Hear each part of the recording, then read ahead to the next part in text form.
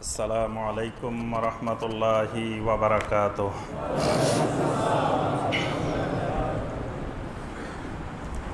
আউযু বিল্লাহি মিনাশ শাইতানির রাজীম।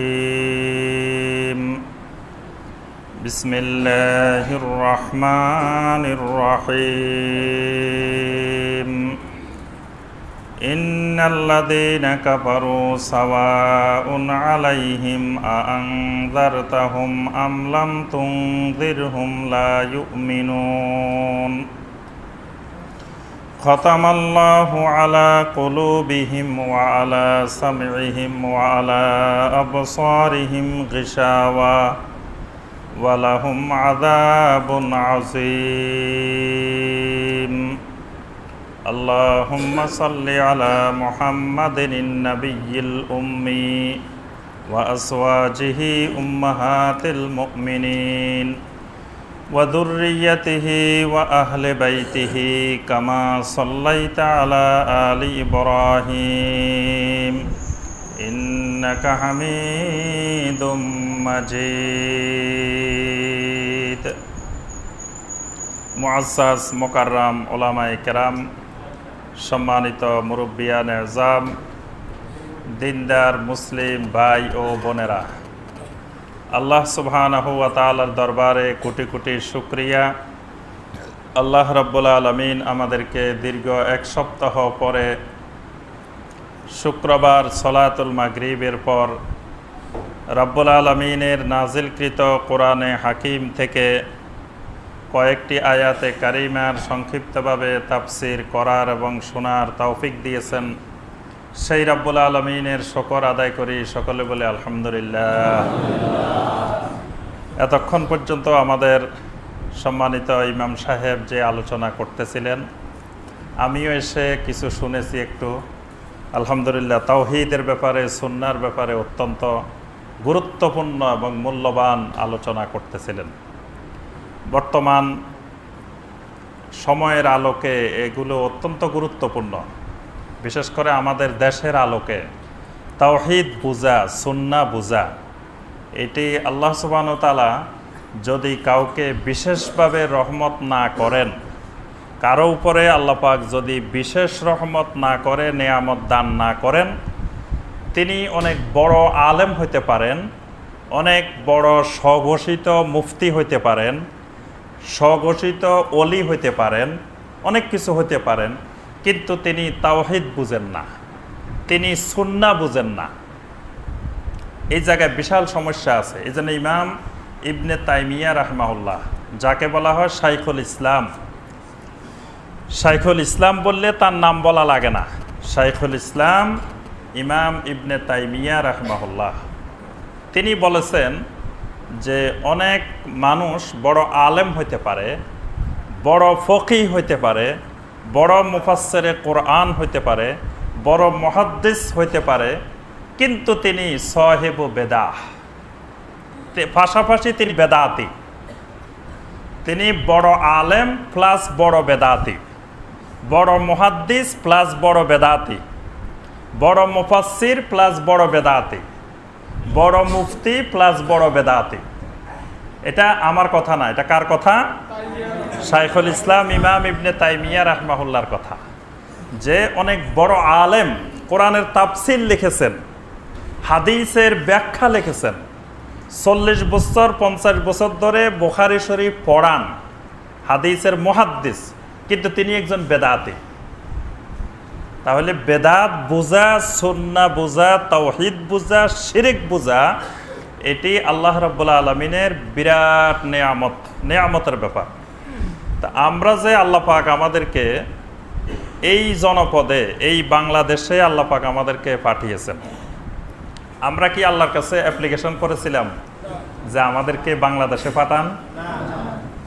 আল্লাহ সুবহানাহু ওয়া তাআলা নিজেই আমাদেরকে মনোনীত করে আল্লাহ পাক আমাদেরকে এই জমিনের জন্য, এই জায়গার জন্য আল্লাহ আমাদেরকে মনোনীত করেছেন। এটা সম্পূর্ণরূপে আল্লাহ রাব্বুল আলামিনের ইখতিয়ার, আল্লাহ পাকের ইচ্ছা। আলহামদুলিল্লাহ, আল্লাহ পাক যেখানের জন্য আমাদেরকে মনোনীত করেছেন, আমরা আল্লাহ শুকর আদায় করি, আলহামদুলিল্লাহ। কিন্তু এমন এক জায়গায় আল্লাহ আমাদের জন্য মনোনীত করেছেন যেই জায়গাটা মুশরিক বেষ্টিত এলাকা, সব জনপদ পুরা এলাকা মুশরিক আর মুশরিক, সেই মুশরিকদের মাঝখানে আমরা কিছু ইমানদার, কিছু মুমিন। কিন্তু মুশরিকের মাঝখানে থাকতে থাকতে মুশরিকি অনেকগুলো চিন্তা চেতনা আমাদের মধ্যে এমনভাবে ঢুকে গেছে, ইসলামের লেবাসে শিরকি চিন্তা চেতনা, ইসলামের লেবাসে মূর্তি পূজা, ইসলামের লেবাসে শিরিক কবর পূজা, ইসলামের লেবাসে বিভিন্ন রকমের বেদাত, যেগুলোকে বেদাত হিসাবে চিহ্নিত করাও বড় বেয়াদবি। মানে এমন অবস্থা যে বেদাতকে বেদাত মনে করা বা এটারে যে বেদাত বলা, এইটাও মনে হয় যে বড় ধরনের বেয়াদবি।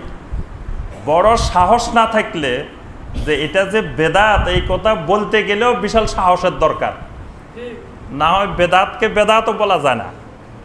এবং যে দেশে আমরা জন্মগ্রহণ করেছি ওই দেশে সুন্দর একটা বাক্যও আছে যে খাতায় বুজুর্গা গ্রেপ্তান খাতাস্ত, অর্থাৎ বুজুর্গের ভুল ধরা এটাও বড় ধরনের আরেক ভুল। বুজুর্গের ভুল ধরা এটা বড় বেয়াদবি। বুজুর্গের কথা আপনার বুঝে আসুক আর না আসুক, আপনি ভুল ধরতে পারবেন না। আমি যদি এখন বলি আপনাদেরকে যে এখন তো সকাল 9টা বাজে, আপনারা যদি বলেন যে না হুজুর এখন তো সকাল 9টা না, এখন তো রাত 6:30 হয়েছে, এটাও বেয়াদবি। বুজুর্গ বলতেছে এখন রাত সকাল 9টা, আপনাকে বলতে হবে এখন সকাল 9টা। খাতায় বুজুর্গা গ্রেপ্তান খাতাস্ত, মানে বুজুর্গের ভুল দ্বারা এইটা আরেক বড় ধরনের ভুল, বেয়াদবি। আর আমরা আমাদের দেশে তো সবাই বুজুর্গ, এই জন্য আমরা বলি ফেয়ারে দোস্ত বুজুর্গ, সবাই তো বুজুর্গ আমরা। তো বুজুর্গের ভুল ধরা যাবে না, বুঝতে পারছেন? এই জন্য যেই দেশে বুজুর্গের ভুল ধরা আরেক ভুল, সেই দেশে তাওহীদ পাওয়া, সুন্নাহ পাওয়া এটা বিশাল কঠিন ব্যাপার। আল্লাহ পাক আমাদেরকে তাওহীদ সুন্নাহ কিছু হলেও এখনো পুরো কিন্তু বুঝি নাই। আপনারা এখনো কেউ তাওহীদ সুন্নাহ পুরোপুরি বুঝেন নাই। এই জন্য কিছু হলেও আল্লাহ যে বুঝার তৌফিক দিচ্ছেন, এই জন্য শুকরিয়াতান সকলে বলি আলহামদুলিল্লাহ। যে সূরা থেকে আমাদের তাফসির চলতেছিল সেই সূরার নাম হলো সূরা আল বাকারা। সূরা আল বাকারার 5 নম্বর আয়াতে কারিমা পর্যন্ত আমরা এর আগের তাফসিরে আলোচনা করেছি। গত তাফসিরে আমরা একটি বিশেষ আশুরা উপলক্ষে সূরা আল কাসাস থেকে আমরা তাফসির করেছি। আজকে ইনশাআল্লাহ সূরা আল বাকারার 6 নম্বর আয়াতে কারিমা থেকে আমাদের তাফসির হবে ইনশাআল্লাহ। সূরা আল বাকারা মাক্কি সূরা নাকি মাদানী সূরা? মাদানী সূরা। মাদানী সূরা মানে কি? না, মদিনা নাজিল হইলে মাদানী সূরা না, মানে হিজরতের পরে নাজিল হয়েছে। হিজরতের পরে যদি মক্কায়ও নাজিল হয় সেটা মাদানী, আর হিজরতের আগে যদি মক্কার বাহিরেও নাজিল হয় তাও সেটা মাক্কি সূরা। তো এই সূরা আল বাকারা হলো মাদানী সূরা। মক্কার মদিনার সূরাগুলোর কিছু বৈশিষ্ট্য আছে, মাক্কি আর মাদানী। মাক্কি সূরার বৈশিষ্ট্য হলো এই সূরাগুলোর মধ্যে বেশি বেশি তাওহীদ, রিসালাত এবং আখিরাত সম্পর্কে আলোচনা। আর মাদানী সূরাগুলোর মধ্যে তাওহীদ, রিসালাত, আখিরাতের পাশাপাশি সেখানে আরও কিছু জিনিস পাওয়া যাবে, সেটা হলো মুনাফিকের আলোচনা। মুনাফিকের আলোচনা মাক্কি সূরায় নাই, কারণ মক্কি জীবনে মুনাফিকই ছিল না। মুনাফিকের উৎপত্তি হলো মাদানী জীবনে, এজন্য মুনাফিকের আলোচনা বেশি এসেছে মাদানী সূরায়। আর শরীয়তের হুকুম আহকাম, শরীয়তের হুকুম আহকাম সম্বলিত যে আয়াত সেগুলো বেশিরভাগই মাদানী যুগে নাজিল হয়েছে। এগুলো হলো মাক্কি সূরা এবং মাদানী সূরার বৈশিষ্ট্য। আল্লাহ সুবহানাহু ওয়া তাআলা এই সূরা আল বাকারার শুরুতে সিফাতুল মুত্তাকিন, মুত্তাকিনদের সিফাত, মুত্তাকিনদের গুণাবলী আল্লাহ পাক বর্ণনা করেছেন। এখন এই মুত্তাকিনের গুণাবলী যারা গ্রহণ করবেন, আল্লাহ রাব্বুল আলামিন 5 নম্বর আয়াতে তাদেরকে সুসংবাদ দিয়ে দিয়েছেন। উলাইকা আলা হুদাম মির রাব্বিহিম ওয়া উলাইকা হুমুল মুফলিহুন। উলাইকা আলা হুদাম মির রাব্বিহিম, এরাই তাদের রবের পক্ষ থেকে হেদায়েতের উপরে আছে।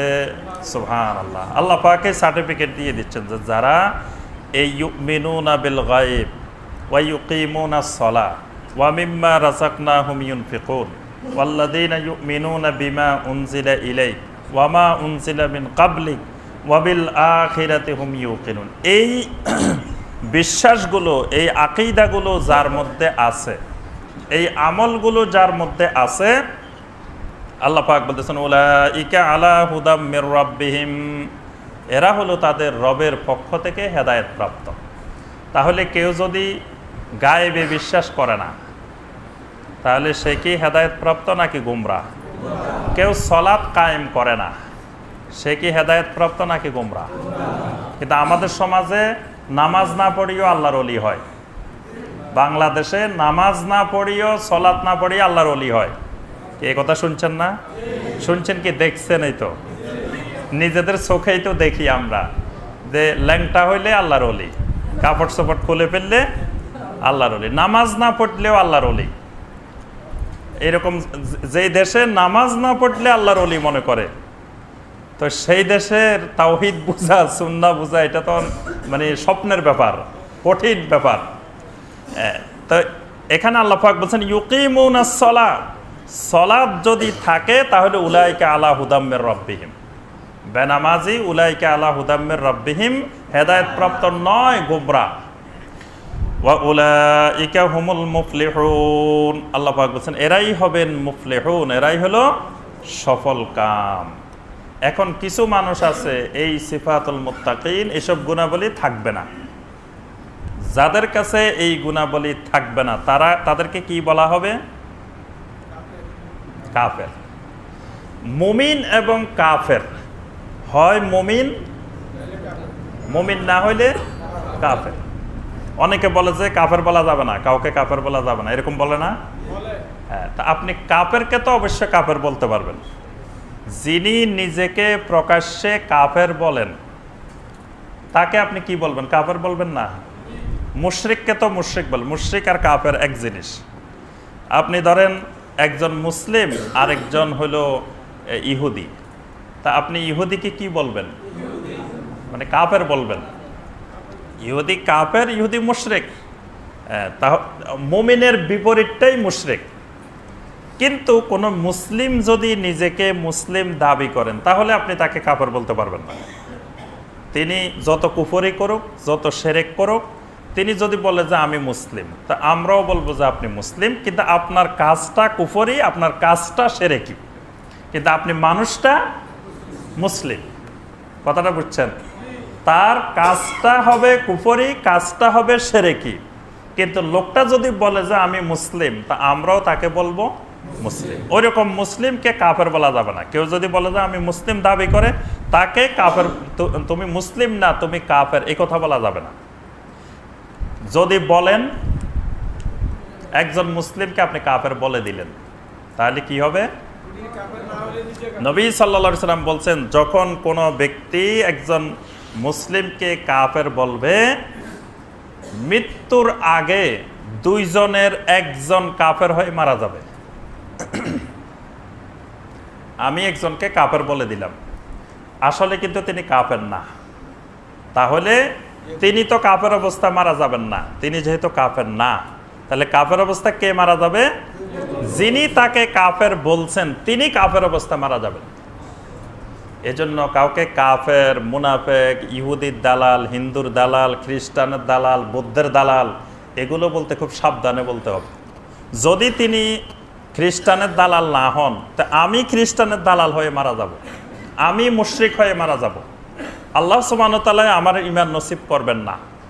এজন্য অন্য মুসলিমকে এই ধরনের গালিগালাজ, যে তিনি কাফের, তিনি মুশরিক, তিনি মুনাফেক, তিনি অমুক, এরকম বলা যাবে না। এই জন্য ইমাম বুখারী রাহিমাহুল্লাহ তিনি মুহাদ্দিসিনে কেরাম থেকে যখন হাদিস নিতেন, কোনো মুহাদ্দিস দেখছেন যে জাল হাদিস বর্ণনা করেন, মিথ্যা কথা বলেন, কিন্তু তিনি কোনো মুহাদ্দিসকে তিনি মিথ্যাবাদী বলেননি, বলছেন যে তার ব্যাপারে কিছু কথা আছে।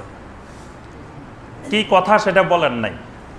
ইমাম বুখারী রাহিমাহুল্লাহ বলতেন যে এই ব্যাপারে কিছু কথা আছে, কিন্তু তিনি বলেন না যে তিনি মিথ্যাবাদী, তিনি অমুক, তিনি অমুক, এই জাতীয় কোনো শব্দ একজন আলেমের মুখ থেকে বের হইতে পারে না। একজন আলেম কোনো অবস্থায় আরেকজন মুসলিমকে তিনি কাফের বলতে পারেন না, ইহুদি বলতে পারেন না, খ্রিস্টান বলতে পারেন না। এটা আলেমের মর্যাদার খেলাফ। আমরা দেখি আমাদের ওলামায়ে কেরাম খুব রাগী, রাগ বেশি, খুব বেশি, কিন্তু ওলামায়ে কেরাম রাগী হইতে পারেন না, কারণ নবী সাল্লাল্লাহু আলাইহি সাল্লামের মধ্যে ওই বৈশিষ্ট্য ছিল না। নবী সাল্লাল্লাহু আলাইহি সাল্লাম ছিলেন কি? ফাবিমা রাহমাতিম মিনাল্লাহি লিনতালাহুম। ওলামায়ে কেরাম হবেন কোমল মেজাজের অধিকারী, নরম মেজাজের অধিকারী। এখন দেখা যায় আমরা যদি কোনো আলেমকে কোনো মাসালা জিজ্ঞাসা করি, আজকে সকালে একজন ভাই আমাকে বলতেছিলেন যে উনি মসজিদের ইমাম সাহেবকে কোনো মাসালা জিজ্ঞেস করলে জিজ্ঞাসা করার আগেই ইমাম সাহেব জ্বলে উঠে। মানে উনি মাসালা জিজ্ঞেস করেই বেয়াদবি করে ফেলছেন, মানে জিজ্ঞাসা করলেই গরম, জিজ্ঞাসা করলেই গরম। তাহলে ওলামায়ে কেরামের মেজাজ এরকম হবে না, কারণ ওলামায়ে কেরামের মেজাজ হবে নবী সাল্লাল্লাহু আলাইহি সাল্লামের মেজাজের মতো, সাহাবায়ে কেরামের মেজাজের মতো। মসজিদে আসি দাঁড়ায় দাঁড়ায় এক লোকে পেশাব করে দিছে, আমাদের সামনে যদি মসজিদে এখন কোনো লোকে পেশাব করে দেয় এখানে, আপনারা কি করবেন? সে নবী সাল্লাল্লাহু আলাইহি সাল্লামের মসজিদ, মসজিদে নববী, যেখানে এক রাকাত সালাত আদায় করলে আমাদের এই সরকার বাড়ি মসজিদের সালাতের চেয়ে কত গুণ? যে 1000 গুণ বেশি মর্যাদার অধিকারী। এইরকম মসজিদ, বরকতময় মসজিদ, সেই মসজিদে আরো বসেও না, দাঁড়ায় দাঁড়ায় প্রস্রাব করে দিচ্ছে। নবী সাল্লাল্লাহু আলাইহি সাল্লাম দেখতেছেন, সাহাবায়ে কেরাম ধমক দিচ্ছেন। নবী সাল্লাল্লাহু আলাইহি সাল্লাম সাহাবায়ে কেরামকে বলেন যে থামো, তাকে ধমক দিও না, সে সুন্দর করে প্রস্রাব করে নিক। কারণ প্রস্রাবের মাঝখানে ধমক দিলে প্রস্রাব আটকে গেলে রোগ ব্যাধি হতে পারে, অসুস্থতা হতে পারে। দেখেন রহমতুল লিল আলামিন কাকে বলে। প্রস্রাবের মাঝখান দিয়ে বাধা দেন নাই, ভালো করে প্রস্রাব করে শেষ করছেন। তারপরে নবী সাল্লাল্লাহু আলাইহি সাল্লাম তাকে ডাকছেন, ডেকে বলছেন যে এটা তো মসজিদ, এটা ইবাদতের জায়গা, এটা পবিত্র জায়গা, এই জায়গায় তো প্রস্রাব করা যায় না। তখন এই লোক, আল্লাহু আকবার, নবী সাল্লাল্লাহু আলাইহি সাল্লামের এইটাই দাওয়াত, এই কথাই লোকটার অন্তরের মধ্যে এমনভাবে তাসির করছে, অন্তর গলে গেছে। সুবহানাল্লাহ। লোকটা বলল যে আমি এতদিন মুহাম্মদ সাল্লাল্লাহু আলাইহি সাল্লাম সম্পর্কে যত কিছু শুনছি, আসলে সব কিছু আমি মিথ্যা কথা শুনছি, উনি রাহমাতুল লিল আলামিন। সুবহানাল্লাহ। সাথে সাথে ইসলাম গ্রহণ করছেন। এইরকম দাওয়াতে মানুষ দলে দলে ইসলামে আসছে। এরকম ওই ধমক দিয়ে মাসালা জিজ্ঞেস করলে দৌড়াই, তারপরে গরম হয়ে মানুষকে বিতাড়িত করে, কঠিন মেজাজের অধিকারী হয়ে আম্বিয়া আলাইহিমুস সালাম, সাহাবায়ে কেরাম, তারা কিন্তু দাওয়াত দেন নাই। তাহলে ঈমানের বিপরীতে যারা এই কার্যক্রম, ঈমানের বিষয়গুলো গ্রহণ করবে না, তারা হলো কাফের। আল্লাহ পাক প্রথমে সিফাতুল মুত্তাকিন বর্ণনা করে, এরপর আল্লাহ পাক সিফাতুল কুফফার বর্ণনা করেছেন। সিফাতুল কুফফার কি? ইন্নাল্লাযীনা কাফারু সাওয়াউন আলাইহিম আনজারতাহুম আম লাম তুনজিরহুম লা ইউমিনুন।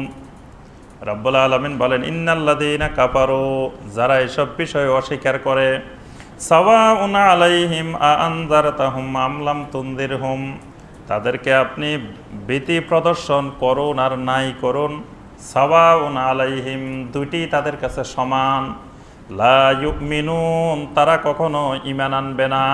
সুবহানাল্লাহ, তারা ঈমান আনবে না। আল্লাহ পাক বলে দিচ্ছেন যে যারা গায়েবে বিশ্বাস করে না, যারা সালাত কায়েম করে না, যারা যাকাত আদায় করে না, যারা আসমানি কিতাবের প্রতি বিশ্বাস করে না, যারা আখিরাতের প্রতি ইয়াকিন নাই, তাদেরকে আপনি যত আখিরাতের ভয় দেখান, তারা তো আখিরাতে বিশ্বাসে করে না। তাদেরকে ভয় দেখানো আর না দেখানো দুইটাই সমান। এটা হলো কুফফারের বড় বৈশিষ্ট্য।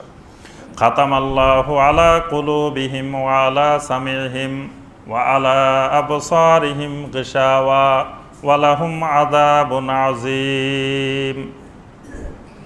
আল্লাহ রাব্বুল আলামিনের কিছু সিফাত আছে, সিফাত। এই সিফাত সম্পর্কে আকীদা স্পষ্ট থাকতে হবে, ভালোভাবে বুঝতে হবে। আল্লাহ সুবহানাহু ওয়া তাআলার সিফাতের প্রতি আমাদের ঈমান কেমন হবে? আল্লাহ পাক যেভাবে সিফাতগুলো বর্ণনা করেছেন সেই আক্ষরিক অর্থে মানে শাব্দিক অর্থে সিফাতকে বিশ্বাস করতে হবে। সিফাতগুলোর কোনো ব্যাখ্যা বিশ্লেষণ ধরন বর্ণনা করা যাবে না। ইমাম মালিক রাহিমাহুল্লাহ যে কথাটা বলছেন এটাই হলো সিফাতের ব্যাপারে সুন্দর একটি বাক্য আমাদের আকীদা। সেটা হলো আল ইস্তাওয়া মা'লুমুন ওয়াল কাইফু মাজহুলুন। আমাদের আহলুস সুন্নাহ ওয়াল জামাতের আকীদা হলো সিফাতগুলো মালুম, আল্লাহ পাক যেভাবে বলছেন সেভাবে আমরা জানতে পারতেছি। যেমন আল্লাহ পাক বলতেছেন খাতামাল্লাহু আলা কুলুবিহিম, আল্লাহ পাক তাদের অন্তরে মোহর মেরে দিয়েছেন। আল্লাহ পাক মোহর মারেন, তাহলে আল্লাহ মোহর মারেন কেমনে? এ ধরন আমরা জানি না। ওয়াল কাইফু মাজহুলুন, আল্লাহ বলছেন খাতামাল্লাহু আলা কুলুবিহিম, আল্লাহ পাক নিজের সাথে খাতামকে সম্পর্ক করছেন। কোন আয়াতে বলছেন তবা আল্লাহু আলা কুলুবিহিম, আল্লাহ পাক তাদের অন্তরের উপরে মোহর মেরে দেন, ছাপ দিয়ে দেন। এই ছাপটা কেমনে দেন এই ধরনটা আমরা জানি না, কিন্তু আল ঈমানু বিহি ওয়াজিবুন, এটার প্রতি ঈমান আনতে হবে। আল্লাহ পাক যেভাবে বলছেন ঠিক সেইভাবে ঈমান আনতে হবে। আর ওয়াসওয়ালু আনহু বেদা, এটা সম্পর্কে প্রশ্ন করা যে আল্লাহ কেমনে মোহর মারেন, মোহর মারার ধরনটা কেমন, আল্লাহ পাক চোখের উপরে পর্দা দিয়ে দেন, পর্দা দেওয়াটা কেমন, এটা ধরন কেমন, এই ধরন সম্পর্কে জিজ্ঞাসা করাটাই বেদাত মানে কুফরি, ঈমান চলে যাবে। এটাই হলো সব সিফাতের ব্যাপারে। অসংখ্য সিফাত আমরা কোরআনে পাবো, অসংখ্য সিফাত হাদিসে পাবো। যেমন নবী সাল্লাল্লাহু আলাইহি ওয়াসাল্লাম বলতেছেন রাত্রির শেষ ভাগে আল্লাহ পাক কোথায় আসেন? প্রথম আকাশে নেমে আসেন। এই যে আল্লাহ নামেন, কেমনে নামেন? আল্লাহর এই নামা, অবতরণ করা, নুজুল, এটা আল্লাহ পাকের একটা সিফাত। এটা নবী সাল্লাল্লাহু আলাইহি ওয়াসাল্লাম বলছেন যে আল্লাহ পাক নামেন, কেমনে নামেন, ধরন কি, এগুলা সম্পর্কে আমরা জানি না, ওগুলা চিন্তা করারও দরকার নেই। কিন্তু আল্লাহ যদি কয় না না না আল্লাহ নামেন কেমনে, আল্লাহর রাসূল বলতেছেন আল্লাহ নামেন, আমি যদি কই না আল্লাহ নামে কেমনে আবার, তাহলে ঈমান চলে যাবে। এজন্য বিশ্বাস করতে হবে আল্লাহ পাক নামেন, কিন্তু কেমনে নামেন সেটা আমরা জানি না। নবী সাল্লাল্লাহু আলাইহি ওয়াসাল্লাম বলতেছেন সাবাতুন ইউজিল্লুহুমুল্লাহু ফি জিল্লিহি ইয়াওমা লা জিল্লা ইল্লা জিল্লুহু, 7 ধরনের ব্যক্তি আছে ইউজিল্লুহুমুল্লাহ, আল্লাহ পাক তাদেরকে ছায়া দিবেন। ফি জিল্লিহি, কার ছায়ার মধ্যে? আল্লাহর ছায়ার মধ্যে। ফি জিল্লিহি মানে জিল্লিল্লাহ, আল্লাহর ছায়া। ইয়াওমা লা জিল্লা ইল্লা জিল্লুহু, যেদিন আল্লাহর ছায়া ছাড়া আর কোনো ছায়া থাকবে না। এখন নবী সাল্লাল্লাহু আলাইহি ওয়াসাল্লাম বলতেছেন আল্লাহর ছায়া। এখন আমি যদি কই না আল্লাহর আবার বডি আছে নাকি, বডি থাকলে না ছায়া হইব, বডি না থাকলে ছায়া হয় কেমনে? না, আল্লাহর বডিও নাই, আল্লাহর ছায়াও নেই। আল্লাহর রাসূল বলতেছেন, যাকে আল্লাহ রাসূল বানাইছেন এবং যার কথাকে আল্লাহ বলতেছেন ওহী, তিনি বলতেছেন আল্লাহর ছায়া। আমরা বলি যে 7 শ্রেণীর লোককে আল্লাহ পাক আরশের নিচে ছায়া দিবেন, কিন্তু আল্লাহ রাসূল এখানে কি আরশ বলছেন? কিয়ামতের ময়দানে আরশের নিচে ছায়া, এই কথা কিন্তু রাসূল বলেন না, রাসূল বলছে আল্লাহর ছায়া। আমরা ব্যাখ্যা করি যে আল্লাহর আরশের ছায়া, তা আরশ পাইলাম কই? তাহলে বোঝা যায় আমরা রাসূলের থেকে আরো 1 ডিগ্রি বেশি বুঝছি আল্লাহ সম্পর্কে। আল্লাহর রাসূল যতটুকু বুঝছেন আমরা আরো একটু বেশি বুঝে গেছি। এই বেশি বোঝাটা ঈমান ধ্বংসের কারণ। ওই হাদিসগুলো সবসময় মাথায় রাখবেন। ওই হাদিস যে 3 জন সাহাবী এসে নবী সাল্লাল্লাহু আলাইহি ওয়াসাল্লামকে স্ত্রীর কাছে জিজ্ঞাসা করছিলেন, পরে বললেন যে আমরা সারা দিন রোজা রাখবো সারা বছর। একজন বললো যে সারা রাত আমরা তাহাজ্জুদ পড়বো, আরেকজন বললেন যে বিয়ে শাদী করবো না। এই যে 3 জন কিন্তু বেশি করতে গেছে। 3 জনে নফল নামাজ, তাহাজ্জুদের নামাজ একদিনও যদি জীবনে না পড়তেন তো কেউ জাহান্নামে যাবে? কেউ জীবনে একদিনও তাহাজ্জুদ পড়ে নাই, এই লোক কি তাহাজ্জুদ না পড়ার কারণে জাহান্নামে যাবে? আচ্ছা, কোন লোক ফরজ রোজার বাহিরে জীবনে একদিনও নফল রোজা রাখে নাই, এই লোক কি ওই নফল রোজা না রাখার কারণে জাহান্নামে যাবে? কোনো লোক কোনো কারণে, অভাবের কারণে বা অসুস্থতার কারণে বিয়ে করে নাই, এই লোক জাহান্নামে যাবে। কিন্তু এই যে বেশি করতে যাই, বেশি নামাজ পড়তে যাই, বেশি রোজা রাখতে যাই, নবী সাল্লাল্লাহু আলাইহি ওয়াসাল্লাম কি বললেন? ফামান রাগিবা আন সুন্নতি ফালাইসা মিন্নি, যে লোক আমার সুন্নত থেকে বিমুখ হয় সে আমার উম্মতেরই অন্তর্ভুক্ত নয়। বেশি নামাজ পড়তে যায়, বেশি রোজা রাখতে যায়, উম্মত থেকে বাইরে হয়ে যাইতেছে। কিন্তু তাহাজ্জুদ না পড়লে হে আমার উম্মতের অন্তর্ভুক্ত নয়, এই কথা কিন্তু নবী সাল্লাল্লাহু আলাইহি ওয়াসাল্লাম বলেন নাই। রোজা, নফল রোজা না রাখলে সে আমার উম্মতের অন্তর্ভুক্ত নয়, এই কথা বলেন না। কিন্তু বেশি করতে যাই, নবী সাল্লাল্লাহু আলাইহি ওয়াসাল্লাম বলতেছে সে আমার উম্মতেরই অন্তর্ভুক্ত নয়। তাহলে বেশি বুঝা এটা মারাত্মক ক্ষতিকর জিনিস, আল্লাহ রসুলের চেয়ে বেশি বুঝা। এক সাহাবী এসে নবী সাল্লাল্লাহু আলাইহি ওয়াসাল্লামকে বললেন যে আমাকে এমন কিছু জিনিস শিখাই দেন যেগুলো করলে আমি সোজা জান্নাতে চলে যাব। সুবহানাল্লাহ। নবী সাল্লাল্লাহু আলাইহি ওয়াসাল্লাম শিখাই দিলেন এইটা করবা। এই সাহাবী বলেন ওয়াল্লাহি লা আযীদু আলা হাযা, আল্লাহর কসম আমি এর থেকে কিছুও বেশি করব না। তো নবী সাল্লাল্লাহু আলাইহি ওয়াসাল্লাম কি বললেন? লোকটা চলে যাচ্ছে এই কথা বলে। নবী সাল্লাল্লাহু আলাইহি ওয়াসাল্লাম বললেন মান সাররাহু আন ইয়ানজুরা ইলা রাজুলিন মিন আহলিল জান্নাহ ফালইয়ানজুর ইলা হাদা, যে ব্যক্তি দুনিয়াতে বসে জান্নাতি মানুষ দেখতে চায় সেই জন্য এই মানুষটাকে দেখে নে। এই মানুষটাও জান্নাতি। এই জন্য 10 জনের বাইরে আরো 30 জন আছে যারা পরোক্ষভাবে জান্নাতের সার্টিফিকেট পাইছে। 10 জন তো আমরা আশারায়ে মুবাশশারা জানি। এর বাইরে বিভিন্ন হাদিসে যে যাদেরকে নবী সাল্লাল্লাহু আলাইহি ওয়াসাল্লাম জান্নাতি মানুষ বলছেন, এরকম আরো 30 জন আছে। এই লোকটাও একজন। নবী সাল্লাল্লাহু আলাইহি ওয়াসাল্লাম দেখাই দিয়েছেন যে এই লোকটাকে দেখো, এই লোকটা জান্নাতি মানুষ। তাহলে এই লোকটা কিভাবে জান্নাতি হলো? এই লোক বেশি করবে না, বলছে ওয়াল্লাহি লা আযীদু আলা হাযা, কোন রাওয়ায়াতে আসছে ওয়ালা আনকুসু মিনহু, যে তার থেকে বাড়াবো না কমও করবো না। নবী সাল্লাল্লাহু আলাইহি ওয়াসাল্লাম এই লোকটাকে জান্নাতের সার্টিফিকেট দিয়েছেন। তাহলে বেশি বুঝা, বেশি আমল করা এটা ক্ষতিকর, নবী সাল্লাল্লাহু আলাইহি ওয়াসাল্লামের চেয়ে বেশি বুঝা। তা আমরা যে কথাটি বলতেছিলাম সেটি আল্লাহর সিফাত, আল্লাহ পাক যেভাবে বলছেন, কোরআনে কারিমে অসংখ্য সিফাত পাইবেন, এটা খেয়াল রাখতে হবে যে সিফাতকে অস্বীকার করা যাবে না।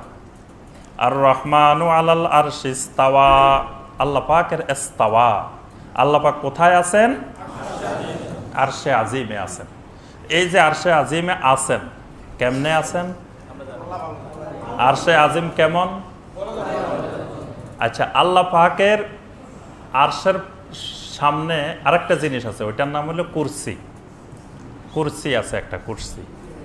আমরা আয়াতুল কুরসি আছে না, সূরা আল বাকারার 255 নম্বর আয়াত, এটার নাম হলো আয়াতুল কুরসি। তো আল্লাহ পাক বলছে ওয়াসিয়া কুরসিয়ুহুস সামাওয়াতি ওয়াল আরদ, কুরসিটা হলো কাদামুর রাব্বে আজ্জা ওয়া জাল্লা, মানে আল্লাহ সুবহানাহু ওয়া তাআলার পা রাখার জায়গা, কদম রাখার জায়গা। বলে আবার আল্লাহর পা আছে নাকি? হ্যাঁ আছে, কিন্তু আমরা পায়ের ধরন জানি। হাদিসের মধ্যে নবী সাল্লাল্লাহু আলাইহি ওয়াসাল্লাম বলছেন যে জাহান্নামের আগুন যখন উত্তপ্ত হয়ে যাবে, ফায়ানজাবি বাদুহুম ইলা বাদিন, মানে এক পাশের আগুন আরেক পাশের আগুন উতলাই উঠবে। আর আল্লাহ পাক জাহান্নাম জিজ্ঞাসা করবে ওয়া তাকুলু হাল মিন মাজিদ, যে আল্লাহ আরো আছে নাকি? ওয়া তাকুলু হাল মিন মাজিদ, জাহান্নাম যখন এরকম উতলাই উঠবে তখন ফাওয়াদা ফিহা কাদামুর রাব্বি আজ্জা ওয়া জাল্লা, নবী সাল্লাল্লাহু আলাইহি ওয়াসাল্লাম বলেন আল্লাহ রাব্বুল আলামিনের কদম তখন ওর মধ্যে রাখবেন। কোথায় রাখবেন? জাহান্নামের মধ্যে। আল্লাহর পা পুড়ে ফেলবে না? তখন আল্লাহ রাব্বুল আলামিনের কদম সেখানে রাখার পরে জাহান্নাম ঠান্ডা হবে, স্থির হবে। তাহলে এখানে আল্লাহর কদম বলতেছেন আল্লাহ রাসূল। তারপরে হাদিসের মধ্যে নবী সাল্লাল্লাহু আলাইহি ওয়াসাল্লাম বলছেন যে কুরসি হলো আল্লাহ পাকের কদম রাখার, পা রাখার জায়গা। তো যেটা আল্লাহ সুবহানাহু ওয়া তাআলার পা রাখার জায়গা সেটাকেই ওয়াসিয়া কুরসিয়ুহুস সামাওয়াতি ওয়াল আরদ, আল্লাহ পাকের শুধু পা রাখার জায়গাটা সমস্ত আসমান জমিন ব্যাপী। সামাওয়াত আরদ মানে খালি দুনিয়ার আকাশ না, সামাওয়াত বলতে ঊর্ধ্ব জগতের যত সৃষ্টি জগৎ আছে, আর আরদ বলতে নিম্ন জগতের যত সৃষ্টি জগৎ আছে। আর আল্লাহ পাক উপরের জগৎটাকেও 7টি স্তরে ভাগ করে সৃষ্টি করছেন, আবার নিচের জগৎটাকেও 7টি স্তরে ভাগ করে সৃষ্টি করছেন। এই পুরা জগৎ ব্যাপী শুধু পা রাখার জায়গাটা বিস্তৃত। সুবহানাল্লাহ। কেউ যদি বলে যে আল্লাহ সর্বত্র বিরাজমান, তা আল্লাহর পা রাখার জায়গায় তো আসমান জমিন সব জায়গায় বিস্তৃত, তা আল্লাহ থাকেন কোথায়? কি বলেন? আল্লাহ যদি আমরা বলি যে আল্লাহ পৃথিবীতে আছে, সব জায়গায় আছে, তা আল্লাহর পা রাখার জায়গায় তো পৃথিবীতে ধরবে না, তা আল্লাহকে পৃথিবীতে ধরবে কিভাবে? কথা বুঝতে পারছেন? হ্যাঁ, এই জন্য আল্লাহ সুবহানাহু ওয়া তাআলার আরশ কুরসির থেকে আরো অনেক বড়। কুরসি খালি পা রাখার জায়গা, সেটাই আল্লাহ বলছে ওয়াসিয়া কুরসিয়ুহুস সামাওয়াতি ওয়াল আরদ। আর আরশের ব্যাপারে বলছেন ওয়া হুয়া রাব্বুল আরশিল আযীম। আরশিল আযীম, এবার আজিম যে কত বড়, কত মহান, সেটা আল্লাহ রাব্বুল আলামিন। আচ্ছা, আল্লাহ রাসূলকে আল্লাহর আরশ দেখছেন? হ্যাঁ, সবাই বলে না, অনেকের বিশ্বাস হইলো আল্লাহ দেখছেন, কারণ ছোটবেলা থেকে ওয়াজ শুনছে যে আল্লাহ রাসূল মেরাজের দিন আরশে গেছে। কে এই কথা শুনেন নাই যে আরশে গেছে? আবার নবী সাল্লাল্লাহু আলাইহি ওয়াসাল্লাম নাকি আরশে ওঠার সময় জুতা খুলে রাখছে। তখন আল্লাহ পাক বলছে যে জুতা খোলা যাবে না, আমার আরশ অনেক দিন ধরে বসে আছে তোমার জুতার জন্য। নাউজুবিল্লাহ। আর নবী সাল্লাল্লাহু আলাইহি ওয়াসাল্লাম আল্লাহ পাকের আরশে গেছেন এই কথা কোনো হাদিসে আসে নাই। সর্বোচ্চ আমরা জানতে পারি কোন পর্যন্ত গেছেন? সিদরাতুল মুনতাহা। আল্লাহ পাক কোরআনে কারিমেই বলছেন আফাতুমারুনাহু আলা মা ইয়ারা ওয়া লাকাদ রাআহু নাজলাতান উখরা ইনদা সিদরাতিল মুনতাহা। সিদরাতুল মুনতাহা পর্যন্ত গেছেন। তা আমরা যে কথাটা বলতেছিলাম সেটি হলো যে আল্লাহ সুবহানাহু ওয়া তাআলার সিফাতকে অস্বীকার করা যাবে না। কিন্তু আমাদের দেশে আমরা ওই যে প্রথমে বলছি মুশরিকদের সাথে বসবাস করার কারণে মুশরিকি কিছু আকীদা আমাদের মধ্যে চলে আসছে। একটা হিন্দু বিশ্বাস করে যে সৃষ্টিকর্তা ভগবান সর্বত্র বিরাজমান, সৃষ্টিকর্তা গরুর মধ্যেও থাকে, সৃষ্টিকর্তা তুলসী গাছেও আছে, সৃষ্টিকর্তা সব জায়গায় আছে, সৃষ্টিকর্তা মানুষের ভিতরেও আছে। এই জন্য আমাদের দেশে জাল হাদিস বানাইছে যে মানুষের কালব আল্লাহর আরশ। হ্যাঁ, এই জাল হাদিসও একটা বানানো হয়েছে। নাউজুবিল্লাহ। এটা মিথ্যা কথা, সম্পূর্ণ মিথ্যা কথা। কালবের মধ্যে আল্লাহ থাকেন না, কারণ আমাদের যে কাল্ব, এই কাল্ব হলো দুনিয়ার নাপাক ফোঁসা কাল্ব। বুঝতে পারছেন? নবী সাল্লাল্লাহু আলাইহি ওয়াসাল্লাম বলছেন কোন ব্যক্তি যখন একটা গুনার কাজ করে, একটা মাসিয়াত করে, তখন কালবের মধ্যে নুকতাতান সাওদা, একটা কালো দাগ পড়ে যায়। আবার যখন বান্দা তাওবা করে, তখন ফিরে আসে, তখন ওই দাগটা পরিষ্কার হয়ে যায়। সুবহানাল্লাহ। কিন্তু কোনো ব্যক্তি তাওবা করলো না, এরকম দাগ হইতে হইতে হইতে হইতে এটা একেবারে কালো, কুচকুচে কালো হয়ে নষ্ট হয়ে যায়। তা আমাদের কাল্ব কি পরিষ্কার? এই ফসা কালবে আল্লাহ আসবে কেন? বলে যে আল্লাহ পাক আসমান জমিন কোথাও জায়গা হয় না, জায়গা হয় কোথায়? মুমিনের কালবে। কালবুল মুমিনে আরশুল্লাহ, যে মুমিনের কলব আল্লাহর আরশ। নাউজুবিল্লাহ। এটা হিন্দুদের আকীদা, মুশরিকদের আকীদা। মুশরিকরা মনে করে যে তাদের পুরোহিত, তাদের ঠাকুর যারা আছে, তাদের কালবের ভিতরে সৃষ্টিকর্তা আছে, ভগবান আছে। সুতরাং পুরোহিতের সাজদা করলে এটা পুরোহিতকে সাজদা করা হচ্ছে না, এটা ভগবানকে, সৃষ্টিকর্তাকে সাজদা করা হচ্ছে। কারণ ওই পুরোহিত সাধনা করতে করতে তার কালবের মধ্যে ভগবান ঢুকে গেছে, সৃষ্টিকর্তা ঢুকে গেছে। তা আমিও যদি বিশ্বাস করি যে আমার হুজুরের কলবের মধ্যে আল্লাহ ঢুকে গেছে, এই জন্য নাম দিছে যে আমি আমার কলবের তরফ মোতাবাজ্জা আছি, আমার কলব ওই দিকে মোতাবাজ্জা আছে, ওই দিক থেকে আবার এদিকে যায়, এদিক থেকে এইদিকে যায়, এইভাবে চতুর্দিকে মোতাবাজ্জা হইতে হইতে হইতে হইতে তারপরে আরশের দিকে যায়। তো সুতরাং পীর সাহেবের যার কলবের দিকে আপনার কলব মোতাবাজ্জা, তার কলবে তারা যদি সাজদা করেন, তা আপনি তো তাকে সাজদা করতেছেন না, আল্লাহকে সাজদা করতেছেন, কারণ তার কলবের মধ্যে আল্লাহ আছে। বুঝতেন? এই জন্য যে আমাদের দেশের একজন প্রখ্যাত বড় একজন পীর সাহেব বলছেন যে আরশে যায় দেখবেন যে আল্লাহ আমার সুরতে বসে রয়েছে। নাউজুবিল্লাহ। যে আল্লাহ আমার সুরতে বসে আছে। তখন তো আপনারা যে চিন্তার মধ্যে পড়ে যাবেন যে কিরে আমাদের হুজুরে কেবলা এখানে আবার আরশে বসে রয়েছে। না, আমরা নাম বলবো না কে বলছেন, হ্যাঁ, আমরা কারো নাম আমরা এখানে বলি না। তো আমরা যে বিষয়টি বলতেছি সেটি হলো এই যে আল্লাহ উনার আকৃতিতে বসে আছে কেন, যে আল্লাহ তার কালবের ভিতরে ঢুকে গেছে, এটা হলো হিন্দুদের আকীদা, মুশরিকদের আকীদা, যে আল্লাহ মানুষের কালবে ঢুকে, গরুর মধ্যে ঢুকে। এই জন্য আপনি গরুকে পূজা করবেন, আল্লাহকে পূজা করবেন, তারপরে অন্যান্য কিছুর ভিতরে, গাছের মধ্যে ঢুকে, সব জায়গায় ঢুকে। কিন্তু মুসলিমও এখন বিশ্বাস করে যে আল্লাহ, আবার কোরআনের আয়াত দিয়েও দলিল দেয়।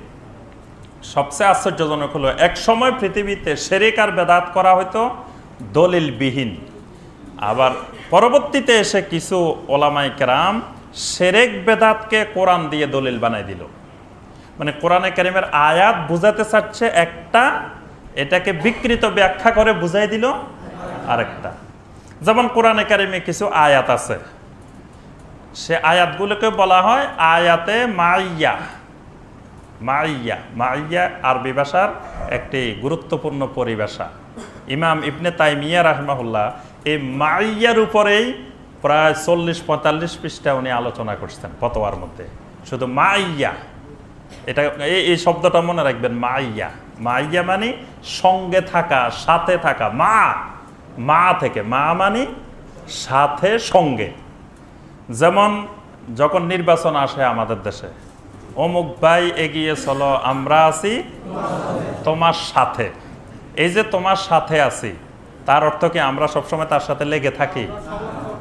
হ্যাঁ, হ্যাঁ, মানে সবসময় আমাদের সাপোর্ট, আমাদের সমর্থন তোমার প্রতি আছে, এটাকে বলা হয় মাইয়া। এজন্য দেখবেন যে এখানেও আসবে, এখানে মুনাফিকরা তখন যখন তাদের শয়তানদের সাথে মিলতো তখন বলতো ওয়া ইযা লাকুল্লাযীনা আমানু ক্বালু আমান্না ওয়া ইযা খালাউ ইলা শায়াতিনহিম ক্বালু ইন্না মাআকুম, আমরা তোমাদের সাথে আছি। মুনাফিকরা বলতো যে আমরা তোমাদের সাথে আছি, তার অর্থ কি মুনাফিকরা তাদের সাথে আটকে থাকে, লেগে থাকে? তো কোরআনে কারিমে অনেক জায়গায় পাওয়া যাবে যে আল্লাহ আমাদের সাথে আছেন, এটাকে বিকৃত ব্যাখ্যা করে যে এটা দিয়ে দলিল দিয়েছে যে আল্লাহ সব জায়গায় বিরাজমান। কারণ আল্লাহ তো বলছে আমি তোমাদের সাথে আছি, ইন্নাল্লাহা মা'ানা, ইন্নাল্লাহা মা'ানা, আল্লাহ আমাদের সাথে আছেন। তা আল্লাহ সাথে আছেন মানে কি? আল্লাহর রহমত, আল্লাহর এলেম আমাদের সাথে আছেন।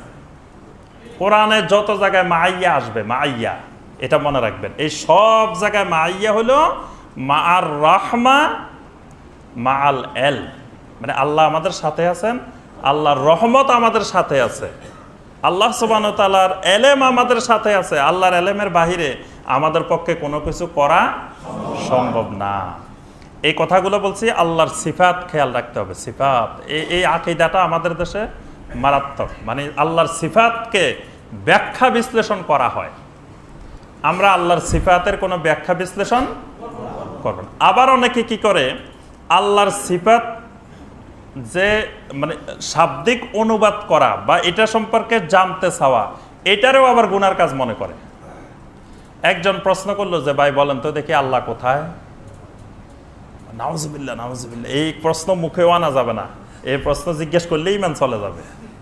আল্লাহ কোথায় এটা জিজ্ঞেস করলেই ইমান চলে যাবে। তো এটা জিজ্ঞেস করলে ইমান যাবে কেন? আমি যে আল্লাহর উপরে ইমান আনবো, সে আল্লাহ কোথায় এটা জিজ্ঞেস করতে পারবো না। বরং আল্লাহ সুবহানাহু ওয়া তাআলা নিজেই তো কোরআনে উত্তর দিয়েছেন আল্লাহ কোথায়। এটাকে বলা হয় সুয়ালে মুকাদ্দার, মানে গোপনীয় প্রশ্নের উত্তর। আল্লাহ পাক বলছেন যে আর রহমান আলাল আরশি ইস্তাওয়া, যে রহমান, এখানে যে একটা প্রশ্ন মুকাদ্দার গোপনীয় আছে, যে কেউ যেন প্রশ্ন করতেছে যে রহমান কোথায়, তো রহমান নিজে জবাব দিচ্ছেন আর রহমানু আলাল আরশি ইস্তাওয়া, রহমান তো আরশে আছেন, রহমান আরশে আছেন। নবী সাল্লাল্লাহু আলাইহি ওয়াসাল্লাম একজন দাসীকে জিজ্ঞাসা করছেন না আইন আল্লাহ, আল্লাহ কোথায়? তাহলে কি নবী সাল্লাল্লাহু আলাইহি ওয়াসাল্লামের ঈমান চলে গেছে? আমাদের দেশে যদি আপনি কাউকে জিজ্ঞেস করেন ভাই বলো তো দেখি আল্লাহ কোথায়, এই খবরদার ভাই সব প্রশ্ন করবেন না, এগুলা করলে ঈমান চলে যাবে। তাহলে নবী সাল্লাল্লাহু আলাইহি ওয়াসাল্লাম যে জিজ্ঞাসা করছেন আইন আল্লাহ, আল্লাহ কোথায়, আল্লাহর অবস্থান জানতে হবে, আল্লাহ কোথায়, যে আল্লাহ কোথায় আছেন আল্লাহ আরশে আজিমে আছেন। কিন্তু কেমনে আছেন যদি কেউ বলে যে আচ্ছা আল্লাহ এখন কি করে, এই ওয়াজ শোনার নাই যে একজন আসি জিজ্ঞাসা করছে যে ভাই আল্লাহ কি এখন কি করেন, হ্যাঁ। তারপরে মুসা আলাইহিস সালাম নাকি আল্লাহর কাছে যখন যাইতো তখন প্রশ্ন করতো, আল্লাহর এটা জিজ্ঞেস করি, ওইটা জিজ্ঞেস করি, ওইটা জিজ্ঞেস করি, অনেক প্রশ্ন জিজ্ঞেস করতো। মুসা আলাইহিস সালাম অনেকগুলো প্রশ্ন নিয়ে আল্লাহর কাছে যাইতেন, আর আল্লাহরও কোনো কাজ নাই, মুসা আলাইহিস সালামেরও কোনো কাজ নাই, দুইজনে বসে বসে নাকি এসব গল্প গুজব করতেন। নাউজুবিল্লাহ।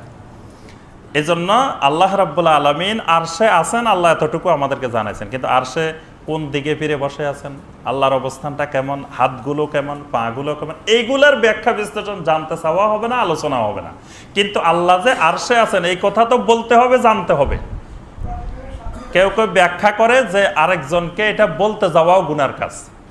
আল্লাহ সুবহানাহু ওয়া তাআলা যেটা কোরআনে বলছেন, তো এটা তো আরেকজনকে বলতে যাওয়া গুনার কাজ হবে কেন? কোরআনে বলছেন এই জন্যই তো, পৃথিবীর মানুষকে জানানোর জন্যই তো।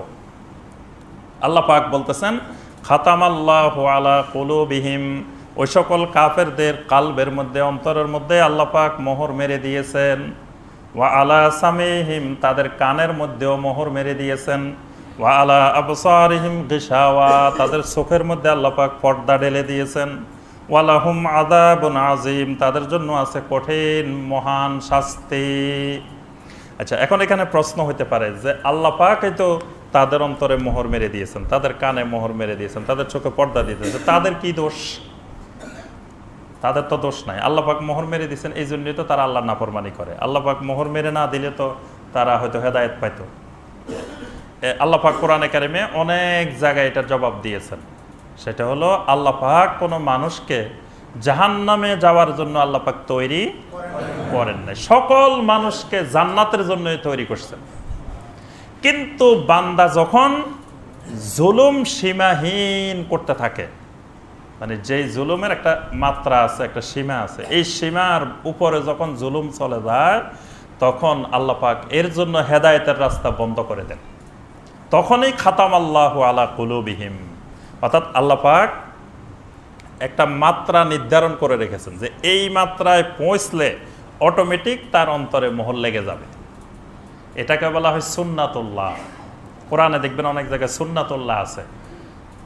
সুন্নাতামান কাদ আরসালনা কাবলাকা মির রুসুলিনা ওয়ালা তাজিদু লিসুন্নাতিনা তাহবিলা ওয়ালান তাজিদা লিসুন্নাতিল্লাহি তাবদীলা। আল্লাহর সুন্নাত, সুন্নাতুল্লাহ।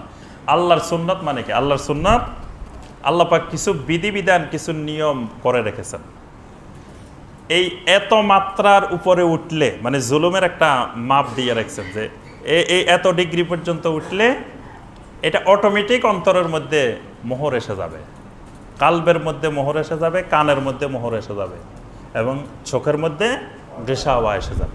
এটা আল্লাহ পাক নির্ধারণ করে রেখেছেন যে এটা যখন মাত্রা ওই সীমার উপরে চলে যাবে তখন অটোমেটিকভাবেই এগুলা লেগে যাবে। এই জন্য আল্লাহ পাক এগুলাকে নিজের দিকে সিফাত করছেন, সম্পর্ক করছেন। আল্লাহ পাক নিজেই বলছেন খাতাম আল্লাহ, কিন্তু দেখবেন অনেক জিনিস আল্লাহ পাক নিজের দিকে সম্পর্কিত করেন নাই।